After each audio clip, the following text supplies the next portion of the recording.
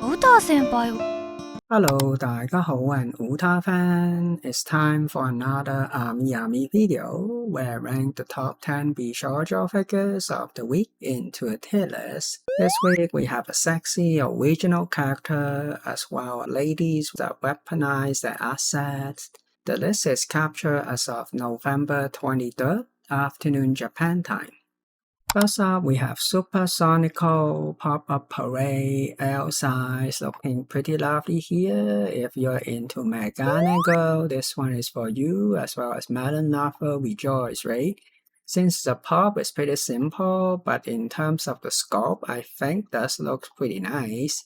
It is on the large side, but if you're into that, right? I mean, look at those gorgeous giant melon here, especially from the side view, looking very heavenly. The back unfortunately looks a bit bland, not sure what happened with the sculpt on her bottom, but the tint on her eyeglasses looks lovely too. All in all, an okay one, C average for me other than the melon. Then we have Saber Barcast. Personally, I'm not a fan of this kind of muscular Bishoujo figures, but she does got a pretty cool pose. Not sure I like the pattern here, and her glaze that looks pretty sharp. Yeah, something about muscle, how they're defined, just looks less pleasing to my eyes. The sculpt of the weapon looks good though, and the paint job and the shading is alright. The back in terms of the hair just look too messy. Yeah, I mean, even though the melon is big, it just doesn't look very pleasing to the eye. So unfortunately, this one I'll have to put her in a D tier. Then we have Soul Eater Maka, a regular pop, pretty simple one, not a lot going on. So if you like this character, then you probably buy her, otherwise probably going to be a pass. I mean, it is a pretty average figure in all, so I would say another C tier. Then we have Nikke Rapi. This one comes with the tapestry. I want to say we have seen her in this outfit before. Of course we have. So, but this pose is new, right? More dynamic pose that you can see a bit more from the side. And then with the weapon kind of flying off, so the base design looks pretty good. The paint job and shading is spot on, I think. Just wish the blushing looks better. If you're into armpit, then this one is for you as well. Of course, the tie and the melons looks also very beautiful, and you can kind of sneak a peek there. Yeah, definitely emphasizing the side shot of the armpit and the butt cheek here. The butt looks good. Kind of in an awkward leaning position, so hopefully come in a metal rod so it doesn't develop leaning problem. But very lovely pose, and then the weapon effect, ooh, they really want you to enjoy her coconut, so why not, right? And then here's the tapestry. So a decent one, I would say, B tier. Same for the non-bonus one. Next up, we have Suzu Nagi. I don't know if this is an original character. I guess they're supposed to be a twin Nurse Angel. So if you're into flat chest girl, then this one is for you, right? Kind of does give a bit of a lolly vibe as well for those lolly lover out there. Personally, something about those lolly girl proportion just not to my liking, but if you're into that, then nothing to complain here, and then you can join them with the base. So wish we have more close-up photo though. So I would say C tier. Then we have a articulate figure by Snail Sankey Honoka. This one, I think is a fox girl. It says it's a swimsuit version, but since it have a lot of armor pieces, so her leg is half covered, but I think it worked well for articulate, so you don't see the joint. It also comes with a mask and two weapon drones. So love the design overall. I think it looks really nice, and the color choice looks good on her, and then her blushing faceplate, and then you can also use the drone as the mask, so that's pretty creative there. Yeah, love this mask design, and I say, huh? Okay, yeah. and then it's shooting some beam. I think they added those effects there.